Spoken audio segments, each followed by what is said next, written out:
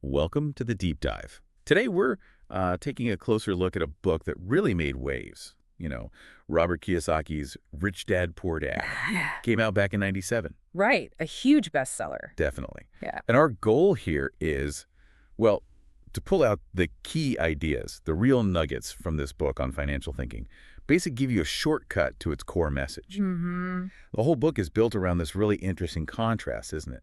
Between his two dads. Yeah, the rich dad and the poor dad. Exactly. One's his biological father, educated, government job, but, well, struggled financially. That's the poor dad. And the rich dad, that's his friend's father, more of an investor type, financially successful. It's a powerful setup to show these two totally opposing ways of thinking about money. It really is. And like you said, it's not just a how to get rich book, it's deeper. Deeper how? It's about a fundamental shift in your mindset, how your perspective, your core beliefs about money actually shape your financial reality. That's kind of the key thing to grasp. Okay, so let's dig into that. What's the first big takeaway? I think it's that phrase, the rich don't work for money. May have money work for them. Right.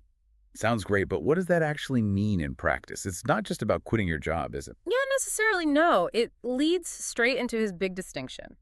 Assets versus liabilities. This is like central to the whole book. Okay, break that down. Assets versus liabilities. So Kiyosaki keeps it super simple.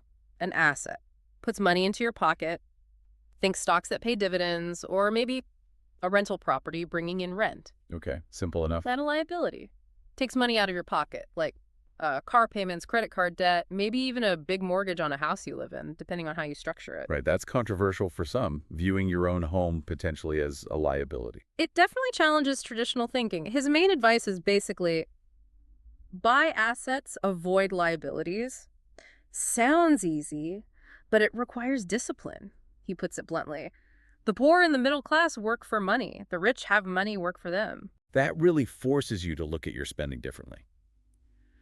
So if accumulating assets is the game, how do you learn to play?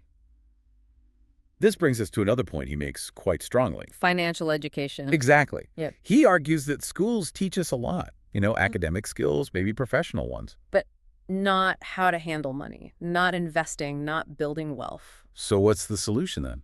Well, it ties into another principle, minding your own business. Which doesn't just mean starting a company. Right. It's about building your asset column, even if you have a day job. Focus on your own financial health, your own investments, your own side projects that generate income or value.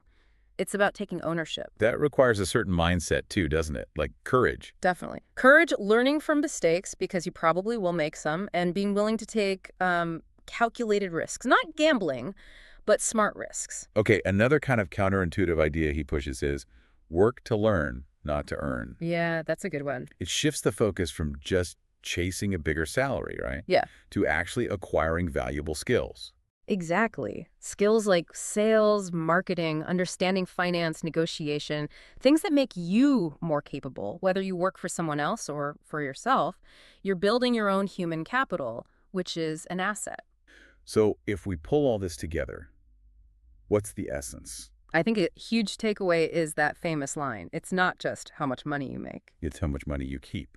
And I'd add what you do with what you keep. Precisely. Getting it to work for you. These ideas, they're especially powerful if you're just starting out, maybe young, or if you feel stuck in that paycheck to paycheck grind.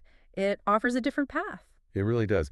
This whole deep dive into Rich Dad, Poor Dad, it definitely gives you a lot to think about regarding money, work, and just perspective. Absolutely. It's a fundamental rethink for many people. So maybe the final thought for you, the listener, comes directly from that core idea. Right. Ask yourself honestly, are you working primarily for money? Or have you started making your money work for you? Something to really ponder.